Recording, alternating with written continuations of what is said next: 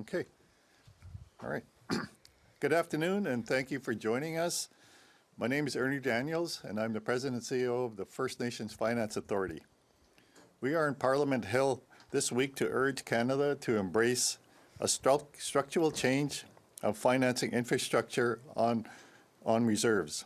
An AFN report estimates an infrastructure gap between First Nation communities and municipalities at $349.2 billion. And this gap is increasing, not closing. This unreserved gap has developed over generations due to Canada's annual budget method, a cash spending approach.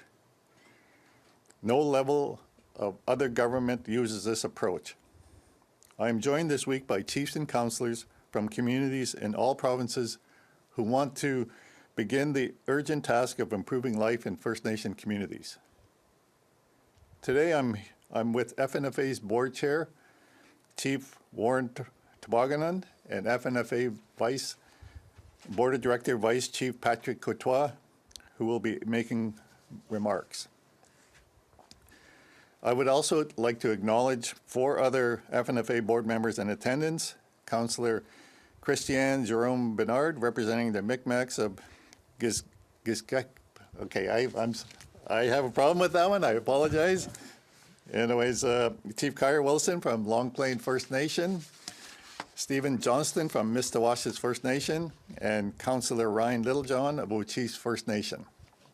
FNFA is a federally created voluntary non-profit financial institution with 151 First Nations members across the country. We have provided close to $2 billion in loans to fund critical infrastructure and economic development projects. We do that by leveraging First Nations' own source revenues into debenture issues in the capital markets. We then relend these proceeds at rates far below chartered bank rates. But the simple fact is First Nations' own source revenues are not sufficient to close this gap that has developed over generations under Canada's policies. The time has come for Canada to do more. There is a solution, though, one that prizes partnership over paternalism and the colonial model of providing annual cash to communities that only support small building projects. It is called monetization.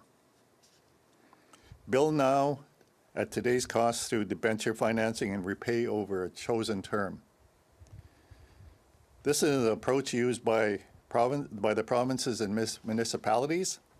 We are asking Canada to commit to structural change, beginning with a pilot project. If Canada committed $200 million in its annual budget for the next 20 years, FNFA could issue a debenture of approximately $3.6 billion. These monies would build 12,000 homes or provide clean, reliable energy, or provide schools or health centers. The gap would start closing. In future budgets, this amount could be increased, ensuring the gap continues to lessen, not widen. Canada has committed to closing this infrastructure gap by 2030. It is now 2023. The time for structural change is now. Monetization is not a silver bullet. It will not close the massive infrastructure gap overnight, but we will have a fighting chance to limit the disparity in living standards that have existed for generations and continues today in First Nation communities. We will have an opportunity to right the historical wrongs. We want to seize the opportunity now. We cannot afford to wait another generation for economic reconciliation. So thank you. I'm going to call up our esteemed chair, Chief Warren Tabobondung. Chief.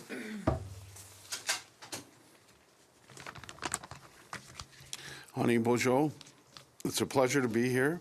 For those who don't know me, I'm Chief Warren Tabobondung of Wasauksing First Nation in Ontario. In 2021, the federal government pledged to close the infrastructure gap by 2030. Unless we start doing things differently, the gap persists will persist for decades and perhaps forever. And make no mistake, the potential impact of leveraging annual federal transfers instead of using annual cash budgets to build infrastructure is enormous. The FNFA has been leveraging own source revenue streams from the First Nations for years. As Ernie has said, we have achieved some positive results, but this can take us only so far. We will soon be at the limit of what we can achieve using those same revenue streams. Imagine the power of leveraging federal transfers for infrastructure funding. We could raise a lot more capital, and First Nations could start today on large projects that are so critically needed. As an example, if Canada was to set aside again the $200 million annually, starting with this budget, the annual investment leveraged over 20 years would allow the First Nation Finance Authority to issue a $3.6 billion debenture. That is enough to build 12,000 homes right now, rather than at an inflated cost of the future. That is just one example. Monetization could be geared to other major community priorities like safe drinking water and medical clinics that have not gotten off the ground. First Nations are also experiencing rapid population growth. They just cannot keep up in providing housing and critical infrastructure under this status quo arrangement with Canada. Aside from the positive impact on community well-being, any infrastructure improvements lay the groundwork for long-term economic growth. Already, the FNFA estimates to have produced nearly 20,000 badly needed jobs and have injected $3.5 billion into the Canadian economy. This proposed plan allows First Nations to think even bigger. Long-term planning, better buildings, and faster. We believe that when First Nations and government work together as partners, we have better results. We know this plan will work.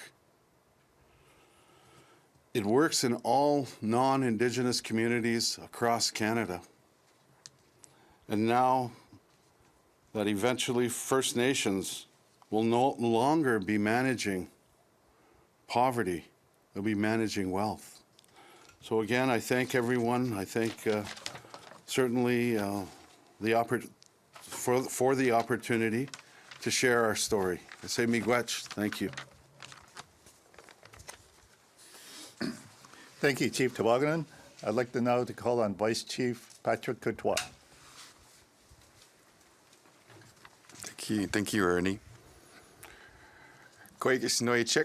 I'm Vice Chief Patrick Courtois from the First Nation of Pekuakamiulnuatsh. The Pekuakamiulnuatsh First Nation is based on the reserve of Mashtewayats in Saguenay-Lac-Saint-Jean, a region of Quebec.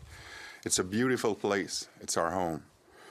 But our community is facing serious challenges.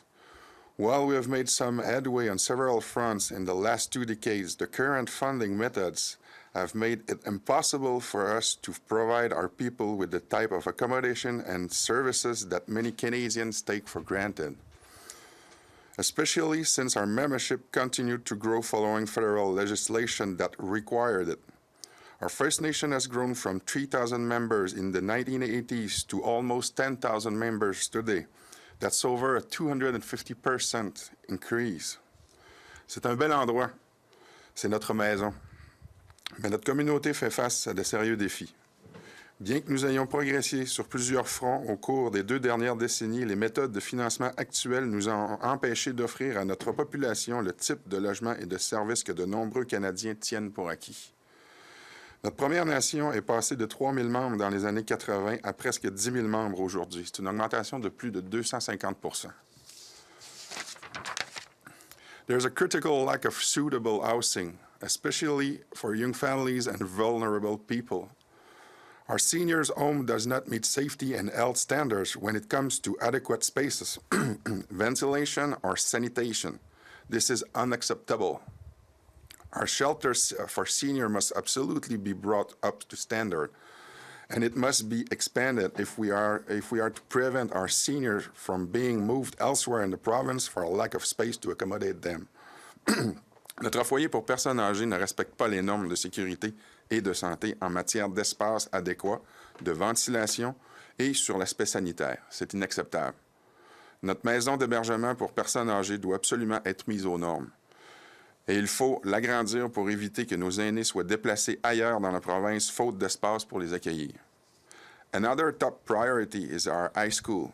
It's located in the former residential school, and that had a serious impact on attendance. Many of our parents prefer to send their children outside the community rather than deal with the terrible legacy of that institution. We need to relocate the high school and building a training center that can provide vocation training for our young students, but also adult education for those who had been impacted by the residential school system.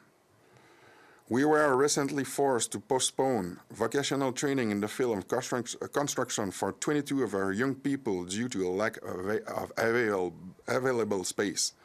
We cannot guide people to employability and healing if we don't have the infrastructure in place to support their education.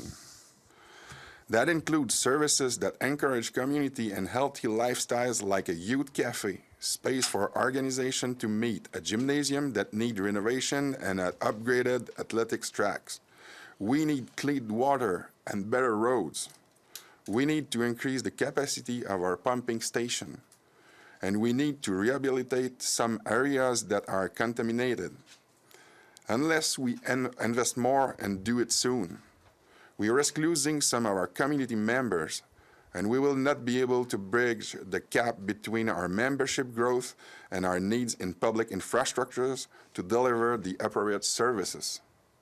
À moins d'investir davantage et de le faire rapidement, nous courons le risque de perdre certains membres de notre communauté et nous ne serons plus en mesure de rattraper l'écart entre la croissance de notre membership et nos besoins en infrastructure pour délivrer les services adéquats.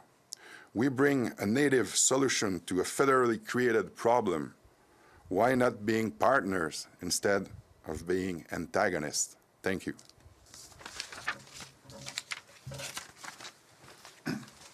Thank you, Vice Chief Patrick Courtois. We'll now open it up to questions. Hello, Brett Forster from CBC Indigenous. I take it this is something you've been advocating for quite some time, or at least some time. So what's been the holdback? What's the resistance you've encountered from the federal government to implementing this program?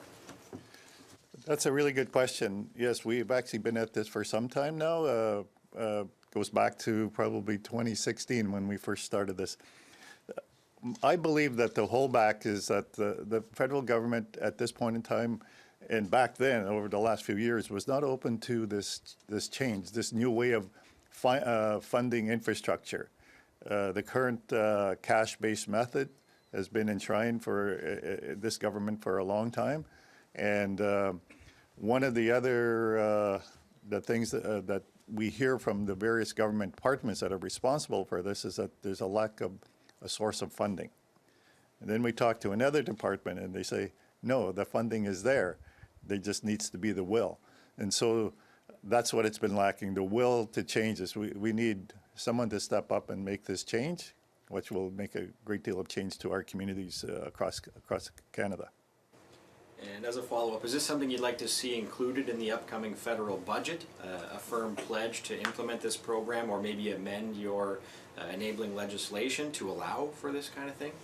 Yes, we are urging the federal government to consider starting a pilot project. We need to make sure that this can work through all the terms and conditions that government usually puts on different funding. We need to be able to see and to make sure that we have successful results so we can continue on. And yes, we think that our ask is to start on a smaller scale of about $200 million in the budget for the next 20 years, which will result in $3.6 billion in leverage financing, which we actually have access to the capital markets.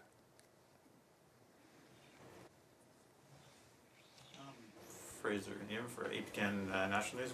Maybe you can outline still some of the challenges, though, that getting money from, for these projects from, is there a lot of capital available, or is that still challenging if you have some capital secured already, like from the federal government? So the ISK has just over $2 billion budget for infrastructure right now. With an infrastructure gap of the numbers go from about 60 billion to the now 349.2 billion. It's not enough to close this gap in any way because the $2 billion mainly goes to a lot of upkeep of existing infrastructure, and it really doesn't address the new buildings that are required. And with inflation, it makes it that much more difficult. Now, with the monetization concept, is that the First Nation Finance Authority has the ability to go to the capital market and leverage a stream of revenue that can actually raise this capital. We've raised almost $2 billion already based on First Nations' own source revenue. And I guess just to follow up on that, is there concern, though, that we've had some of the lowest interest rates historically over the past 20 years, but they're now going up, that the cost of borrowing won't last? So the way the First Nation Finance Authority funds our First Nations with the access of funds from the capital markets, we do long-term fixed financing. So interest rates don't change for a period of up to 30 years in some cases. So our rate for borrowing is much less than the chartered banks. We operate in a different environment. We operate in much the same way as provinces and municipalities do. So our borrowing rate is probably about almost half of what the chartered banks would charge right now. So we're in about the 3% range, which I think is pretty acceptable now, and then for at least 10 years, up to 30 years. So interest rates are on the high side, but it's still at the same time, they're on the low side with what we're able to do. We have a AA rating from Moody's and also with S&P, and it makes it much easier for us to get financing at a much lower cost. If reporters online have a question, please use the raise hand function to notify us of your question. Si vous êtes en ligne et vous avez une question, utilisez la fonction lever la main pour nous avertir de votre question.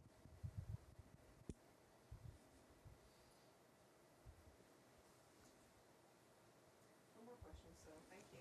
Okay. All right. I can say it now. You guys?